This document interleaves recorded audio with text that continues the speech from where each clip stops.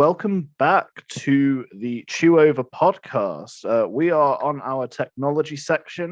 The truth. This is Apple faces Epic Games in court, lawsuit of the decade. What's happening, basically, from what I can interpret from the article, is that Apple has got this massive monopoly on their App Store, and they made it. It's their ecosystem. It makes sense. It's kind of like iPods to iTunes. However, iPods were made by Apple, just like iTunes was made by Apple.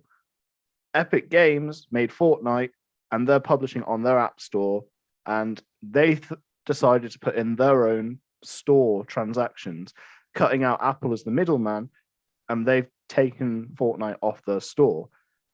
And this sparked a 56-page lawsuit. Yeah, 65, I think. 65. It's kind of described as like a walled garden, and Apple has this monopoly. Like, you can't, there isn't another app store. There is only Apple's app store. So it's very, they can I think they're going after them for, anti-competitive laws. There was a very interesting quote in the article. They refer to it as the Apple tax, which I think that it's huge as well. Isn't it like 30% of all transactions through the App Store go to Apple? Yeah, when you're talking about software, margins normally aren't that big because of the amount of developers you need. So that's probably a huge part of their bottom line. I think Apple brought something in to change it. So if they earn like under $1 million or something, then it's reduced. Yeah. But how many developers can you hire for £1 million a year and the servers to run it? Probably not many. I would say that unless you're running at a considerable tight budget and you're getting like very, very cheap developers, you're not going to be Epic Games running on that.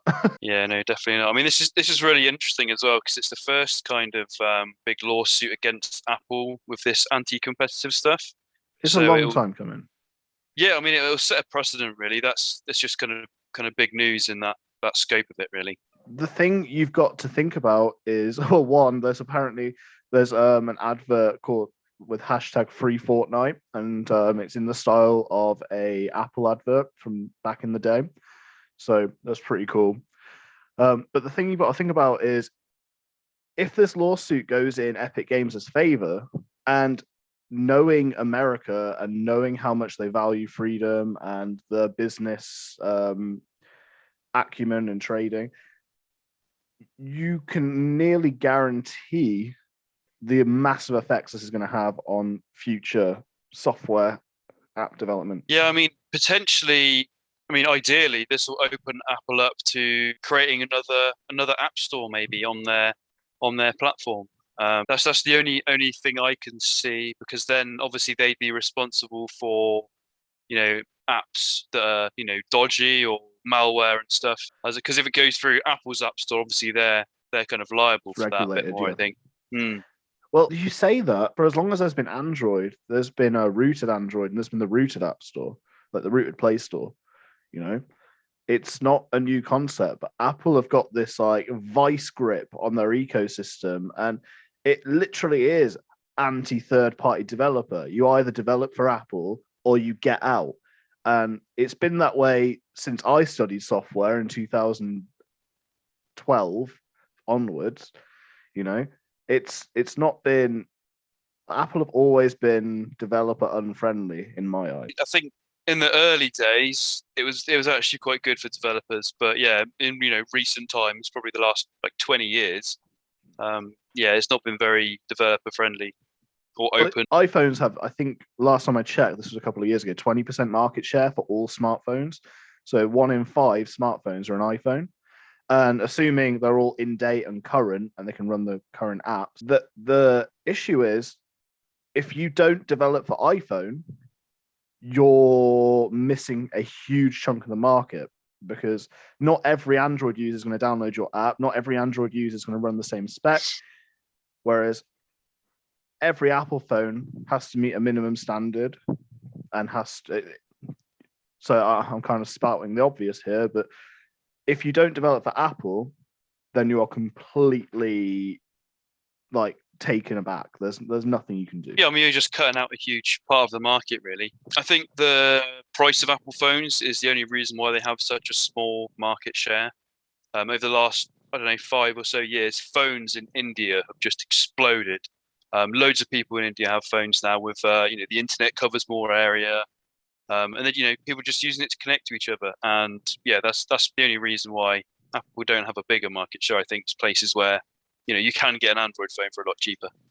Yeah, I mean, Android, some companies have deliberately developed like ridiculously low cost like Android phones. Like you've seen those third world laptops as well. The ones that are developed specifically. I know it's a horrible name to call it, but they are like third world laptops for the impoverished to use like Facebook. And Facebook Lite is specifically developed for phones with low spec. So yeah. Yeah, I mean, it's kind of going off subject really, but for that kind of thing, you're looking at a Chromebook. Chromebook will do any of your internet tasks pretty well. And you can pick them up cheaply pretty anywhere. Yeah. Well, I look forward to an update on this story, and we'll monitor as it goes, and we'll check in because I think this is really cool. Right, so we've got an article here from New Atlas. This is early signs of dementia can be detected by tracking driving behaviours. I believe this is an article that you picked out. Yeah.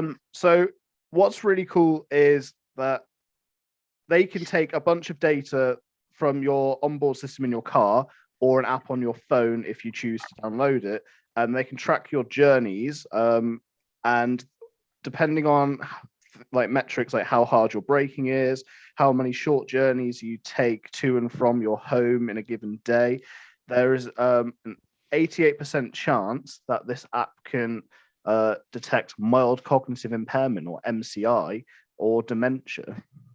Early onset, of course.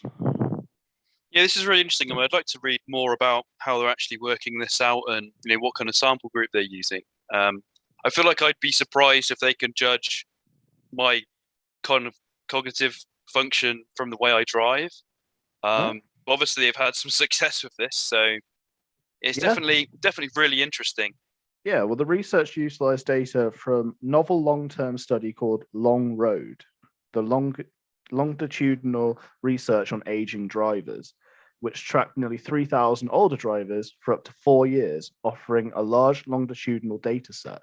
I mean, I don't personally drive yet. I mean, I'm a learner driver. I have my test in July, and I'm looking forward to going on the road. But how can they differentiate between, like, say, inebriated drivers, like, God forbid, they're driving drunk or driving stoned, and people that are generally actually like they have a condition like what's it called? There's a condition that makes it look like you're drunk.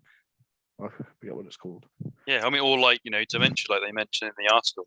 When I've just had a look at that longitudinal research thing, there's a link in it, and it's basically it's on people aged 65 to 79 years. So the data is only based on old people. So I guess they must track changes in how you drive, and that's how they're kind of picking it up. Yeah, I mean, what's your interpretation of this technology? For it, against it? I mean, I'm kind of against any tracking, anything that's intrusive, more electronics in your car or on your person. It's definitely good. It's definitely interesting technology, doing these kind of studies. Yeah, just in general, my thing is that you shouldn't really be tracking people. And what if it didn't track the route, but it just tracked instead when they're tracking distance, like the RPM of the wheels spin or something? Not actually tracking where you're. I mean, it says it tracks it from your start and end point, so I mean, it must know where you're going. Yeah, true. And obviously the duration and the miles and acceleration, deceleration. So it's obviously collecting quite a lot of data from you. I mean, it's nothing on like a Tesla. That's like an extreme amount of data that they're collecting from you when you're driving around. But yeah, I'm just against the kind of collection of data in general. It's just another database that will get leaked somewhere. Suddenly you can't get medical insurance because they think that your driving is bad. That's a really good point. I didn't think of the implications that the data could have an extension if by leak or sold to a third party. we really are in the data age at the moment, and it's frustrating because all these services are using us as the commodity almost without our consent. Because let's say I use Facebook and I agree that Facebook can use my data, but then Facebook sell it to a marketer because I've agreed to the terms and conditions in the small print, and then the marketer I have no affiliation with sells it on further. What is the old saying? If a product is free, then you are the product, or something. Yeah, exactly. You are the thing that they are making money on. I watched a video, I think it was Philip DeFranco this week actually. He said that Facebook released the earning per user, and outside of the USA, they make $8 a year off every user. Inside the USA, they make $48 a year. Yeah, I mean that's a slightly different subject, but I think Facebook really needs to pivot, and that's why they've been buying all these different services, because the actual main Facebook product, I mean, Zoomers aren't using Facebook, so Yeah. they've got a limited future with that as a product. Yeah. I mean, I signed up when I was young, pretty much when it started out. Yeah, me So too. I don't really see the point of quitting it because they've already got my data and information now. But I just don't add data to it. And for me, it does have a value because a lot of people I know do use Facebook and only use Facebook, and that's basically the only way I can actually contact them now. So it has a use to me, but I hate that I'm kind of stuck in there now, really. When you're young and naive, you just don't know. Because going back to what you're just saying, like, we are off topic now, but with my youngest brother and youngest sister are like 12 and 13, no, maybe 12 and 14 respectively. They don't use Facebook. They have Instagram, they have TikTok, they have this, they have that, but they don't have Facebook. And I mean, I think my brother has it, but he doesn't use it.